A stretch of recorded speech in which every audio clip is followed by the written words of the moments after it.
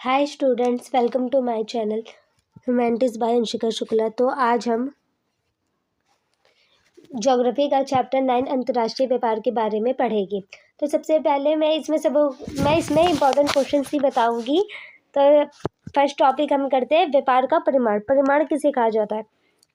व्यापार की गई वस्तुएं तथा सेवाओं के कुल मूल्य को व्यापार के परिमाण के रूप में जाना जाता है। इसका मतलब ये है कि आप किसी भी दुकान पे जाते हैं या किसी भी जगह जाते हैं जिससे आप सेवा लेते हैं। जैसे आप डॉक्टर के पास गए अपनी हेल्थ को दिखाने के लिए, है ना, वहाँ पे डॉक्टर आपको दवाई देगा, आप बदले में उसे क्या देंगे? पैसे ही तो देंगे। तो उसे व्यापार का परिमाण कहा जाता है कि आपने बदले में उसे पैसे दिए। ठीक है।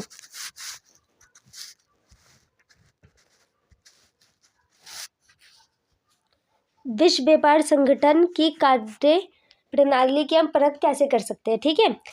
विश्व व्यापार तंत्र के विश्वव्यापी व्यापार तंत्र के नियमों को निर्धारित करता है और ये सदस्य देशों के मध्य विवादों का निपटारा करता है।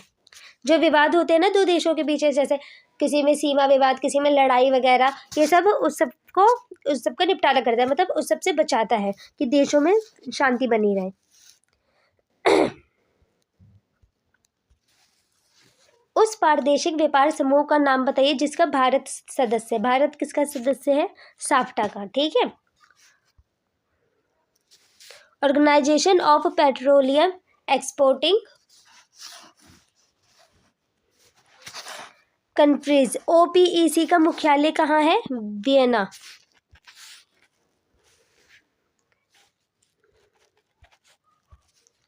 संसार में जनजातीय समुदायों में वस्तु विनिमय प्रणाली किस प्रकार की जाती है? इसमें वस्तु विनिमय प्रणाली किस प्रकार की जाती है बेटा? वस्तु विनिमय प्रणाली में वस्तुओं का प्रत्यक्ष मतलब डायरेक्ट आदान प्रदान होता है। सेवा ही वस्तु, आप जैसे किसी से कोई वस्तु लेते तो आप वस्तु ही उसे वापस में देंगे। ठीक है। सेवा या वस्तुओं के बदले वस्तु ही दी जाती है। अब हम देखेंगे राष्ट्रीय संसाधनों में अंतर्राष्ट्रीय व्यापार को किस प्रकार प्रभावित करती है।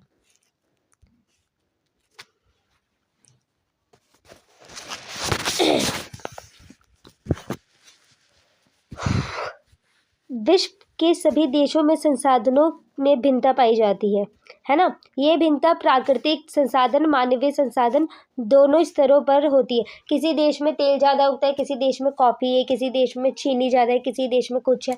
कहीं की आप देखते होगे रोड बहुत अच्छी बनी हुई है किसी देश में इतनी नहीं बनी। जैसे विकासशील जो देश है वहाँ पे इतनी सुविधाएं नहीं है, लेकिन जो विकसित देश है अमेरिका वगैरह वहाँ पे कितनी सारी सुविधाएं दी जाती है। ठीक है। ये पर बताया गया है। इनकी गुणवत्ता एवं मात्रा में भी अंतर होता है, इसलिए दो देशों के मध्य व्यापार की संभावना बढ़ती है कि जो चीज़ें हमारे देश में नहीं है वो चीज़ें बाहर के देशों से आ जाए। जैसे किसी देश में तेल नहीं है, अब वो बिना तेल के खाना थोड़ी बना पाएगा, तो वो बाहर के देशों से आ जाए। कहीं पे पानी नहीं है ना, यही है।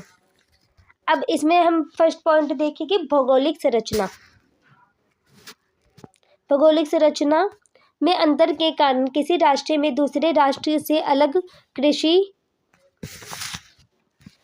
फसल होती है।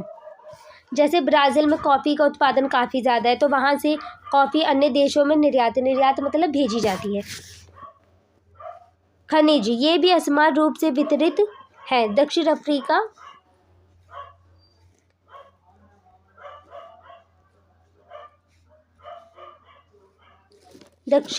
अफ्रीका से बहुमूल्य खनिज दूसरे देशों में निर्यात किए जाते हैं। दक्षिण अफ्रीका से काफ़ी देशों में खनिज बेचे जाते हैं। जैसे जापान सबसे ज़्यादा विकसित देश है, लेकिन खनिजों का आयात करता है, मतलब मंगवाता है।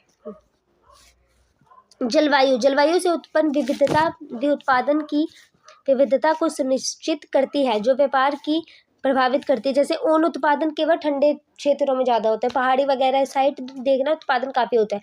वहीं जो उष्णकटिबंधीय जो क्षेत्र होते हैं वहाँ पे केला, रबड़, ये सारी चीज़ें काफ़ी उगती है।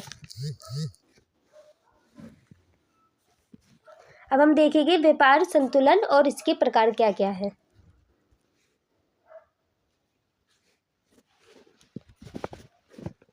व्यापार संतुलन व इसके प्रकार। एक देश दूसरे देश को कुछ वस्तुएं या सेवाएं भेजता है मतलब निर्यात, भेजना मतलब निर्यात, भेजता है और कुछ वस्तुएं सेवा अपने देशों में मांगता है। इसे ही व्यापार का संतुलन कहा जाता है कि हम कुछ भेज रहे हैं और कुछ मंगवा रहे हैं।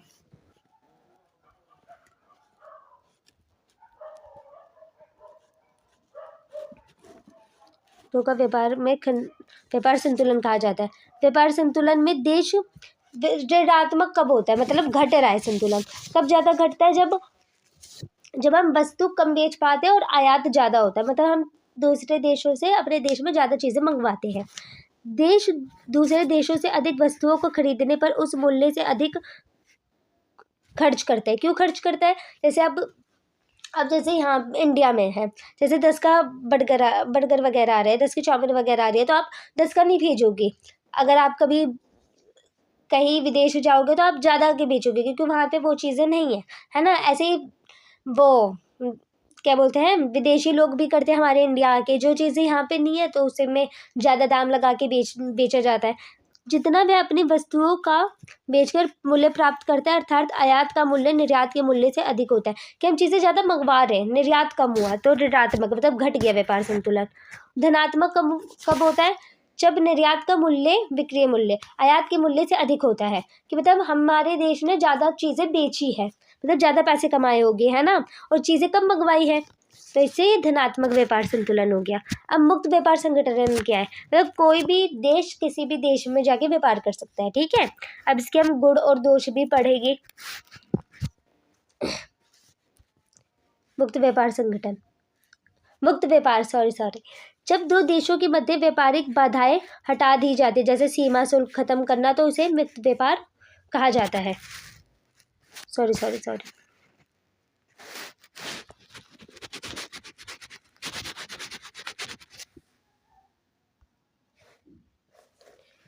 गुण क्या है? घरेलू उत्पादों सेवाओं को अंतर्राष्ट्रीय प्रतिस्पर्धा मतलब कंपटीशन मिलता है। जैसे आप कोई चीज़ हमारे देश में कर रहे हैं, अपने देश में कर रहे हैं, हमारे देश कह रही हूँ, अपने देश में आप कोई भी चीज़ें करते हैं ना, जैसे आप डॉक्टर है, आप टीचर है, अब आप अंतर्राष्ट्रीय लेवल पे करते हैं, तो आपको कंपटीशन तो होता है कि ये देश हमसे आगे, ये इंसान हमसे आगे, ठीक है, वही बताया गया, जिससे उत्पादन की गुणवत्ता में वृद्धि होती है ना। जो आप चीज़ें विदेश में जाकर करोगे तो उसमें आपकी भी तो चीज़ें बढ़ ही रही है, व्यापार में भी वृद्धि होती है। इसे व्यापार में भी, जैसे आप यहाँ पे कोई चीज़ बेच रहे हो, ठीक है, वो 10 आप बेच पा रहे हो। अब आप किसी देश में गए जहाँ पे वो चीज़ें नहीं है, जैसे गन्ना है, अब गन्ना बाहर के देशों में जाके बेचो, है ना, वहाँ पे नहीं है, तो वहाँ पे लोग ज़्यादा खरीदेंगे, तो आप ज़्यादा पैसा कमा पाओगे, वही बताया गया। अब दोष क्या क्या है? अब देखो, जो विकसित जो देश होते हैं ना, वो विकासशील देशों में जो आते हैं तो काफ़ी चीज़ें बेच देते हैं, लेकिन जो विकासशील देशों में इतनी चीज़ें नहीं होती, तो वो विकसित देशों में उतनी चीज़ें नहीं बेच पाते, क्योंकि उतना होता ही नहीं है। विकासशील मतलब जो इतने डेवलप देश नहीं है ना। विकासशील देश बेटा में समुचित विकास न होने के कारण विकसित देश अपने उत्पादों को उनके बाजारों में अधिक मात्रा में भेज देते हैं, जिससे विकासशील देशों की अर्थव्यवस्था प्रभावित होती है, उनके अपने उद्योग बंद हो जाते हैं। अब आपके पास इतनी चीज़ें नहीं है बेचने के लिए, जैसे बाजार वगैरह लगता है, अब विकसित देशों की चीज़ें आएगी तो लोग उनसे ज़्यादा अट्रैक्ट हो गए, उनसे ज़्यादा चीज़ें खरीदेंगे, है ना, तो हमारी जो चीज़ें होती है वो बंद हो जाती है।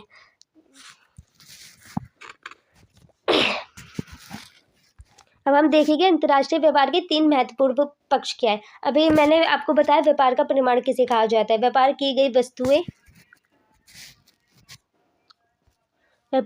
वस्तुएं का वास्तविक तौल परिमाण कहलाता है, कि आपने कोई चीज़ें वस्तु सेवाएं लिया, आपने उसके पैसे दिए, है ना। सभी प्रकार की व्यापारिक सेवाओं को तौला जा सकता है कि आप कितने पैसे कमा रहे हैं उस सेवा से, है ना। तो उससे आप बता सकते हैं कि अच्छा मैंने इतने पैसे कमाए हैं और मैंने इतना अपनी सेवा आज दी है लोगों को। सभी प्रकार की व्यापारिक सेवाओं को तौला जा सकता है, इसलिए व्यापार की गई वस्तुएं सेवाएं के कुल मूल्य को व्यापार का परिमाण के रूप में जाना जाता है। अब व्यापार संयोजन क्या है? व्यापार संयोजन मतलब परिवर्तन, इसका मतलब है परिवर्तन। व्यापार संयोजन से अभिप्राय देशों द्वारा आयातित व निर्यातित वस्तुएं व सेवाओं के प्रकार में हुए परिवर्तन से है।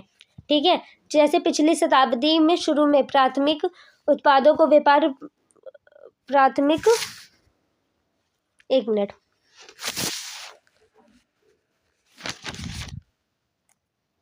2 मिनट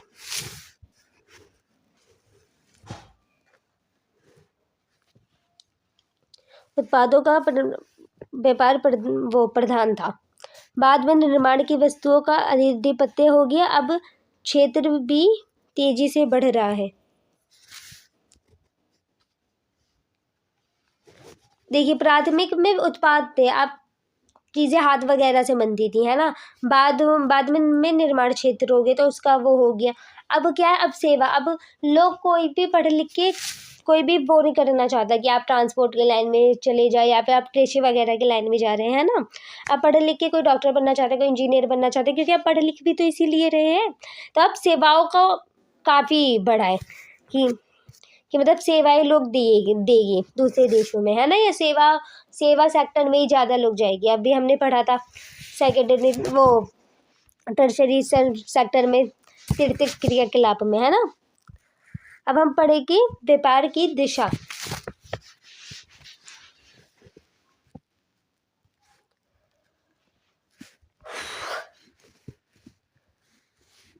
पहले विकासशील देशों कीमती वस्तुएं तथा शिल्पकला की वस्तुओं आदि का निर्यात करते थे। आदि का निर्यात मतलब बेचते थे। शिल्पकला मतलब हाथ से जो मूर्तियां वगैरह बनाई जाती है ना। 19वीं शताब्दी में यूरोपीय देशों में विनिर्माण वस्तुओं को अपने उपनिवेशों से खाद्य पदार्थ व कच्चे माल के वाले निर्यात करने शुरू कर दिए। वर्तमान में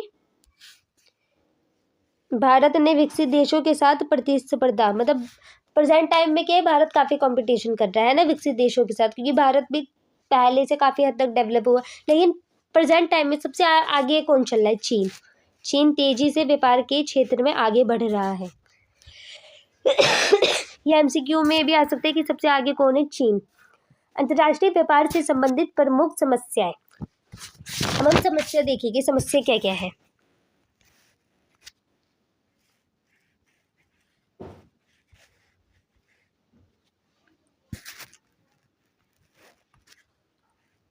एक समस्या,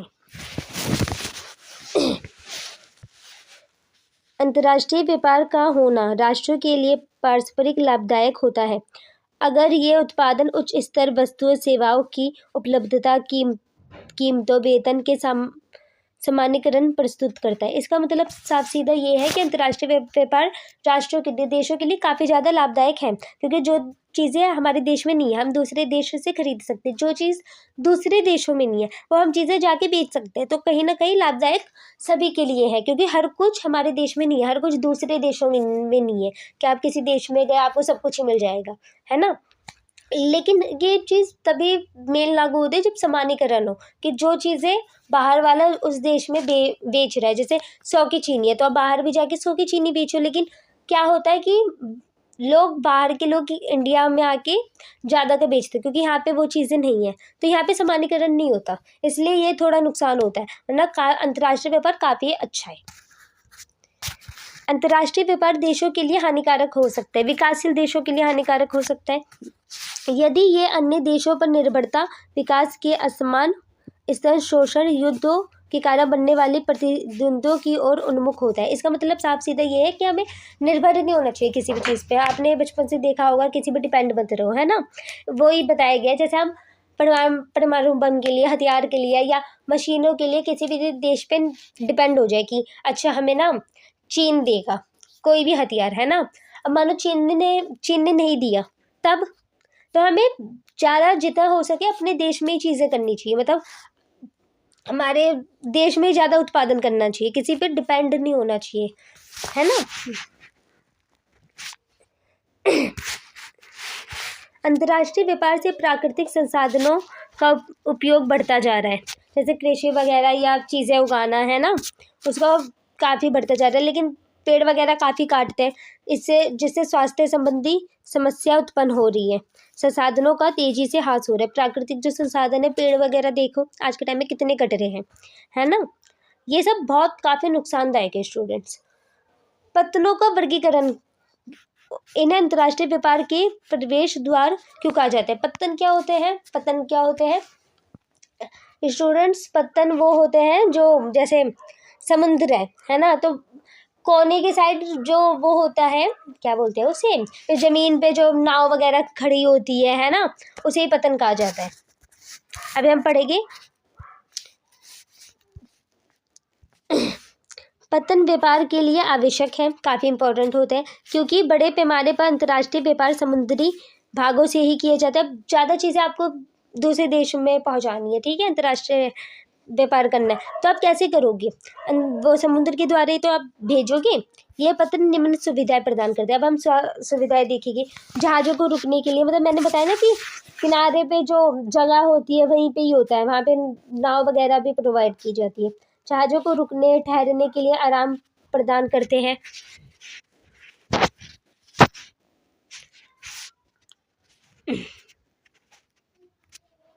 वस्तुओं को लादने उतारने भंडारण की सुविधा। भंडारण मतलब चीज़ें इकट्ठी करना। जैसे आप कोई भी देश मतलब कोई भी चीज़ें दूसरे देश में पहुंचा रहे हैं ना, तो आप समुद्र के माध्यम से लेके जाएगी, फिर वहाँ पे आप इकट्ठा करके रख सकते हैं, कुछ नुकसान नहीं होता आपका।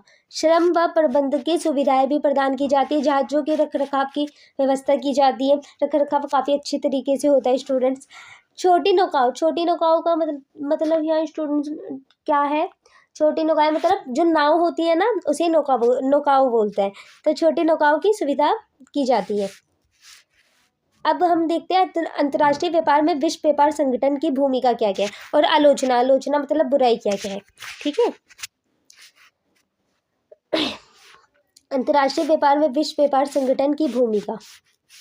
विश्व व्यापार संगठन की नींव GATT general agreement on trade and tariff के रूप में 1948 में पड़ी थी। ये MCQ में आ सकता है।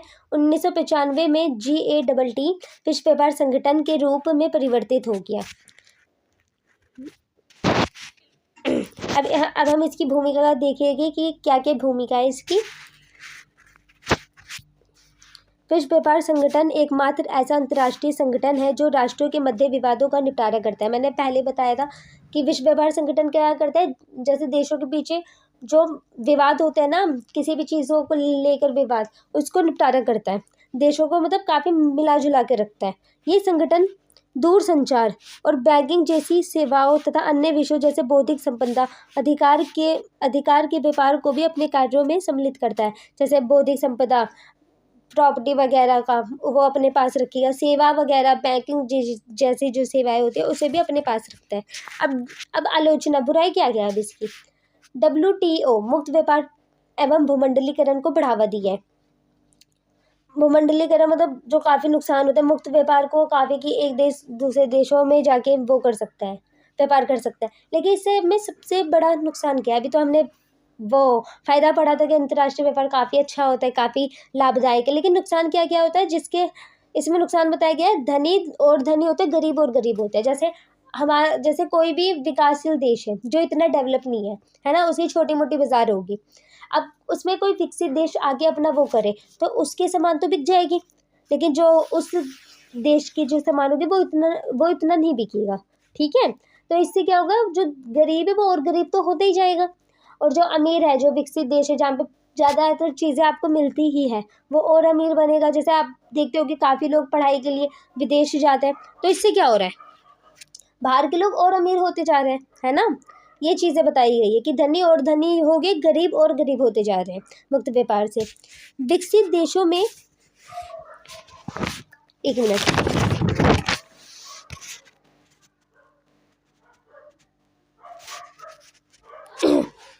विकसित देशों में अपने बाजार को विकासशील देशों के उत्पादों के लिए नहीं खोला है। जो विकसित देश है ना, वो विकासशील देशों के लिए उत्पादों को नहीं खोला है। मतलब विकासशील देश विकसित देशों में व्यापार कर सकते ही नहीं, और जो विकासशील देश है जो इतने डेवलप नहीं है, वो लोग विकसित देशों को आने देते हैं जैसे सामान वगैरह आ जाए। लेकिन नुकसान किसका हो रहा है? नुकसान तो विकासशील देशों का ही हो रहा है, क्योंकि वो अपनी चीज़ें उतना बेच ही नहीं पा रहे, जिससे वो गरीब के गरीब ही ठहरे, है ना। अब स्टूडेंट्स हम देखेंगे, अब बहुत छोटा टॉपिक है। इस संगठन में केवल कुछ प्रभावशाली राष्ट्रों का वर्चस्व है। वर्चस्व मतलब दबदबा, ठीक है।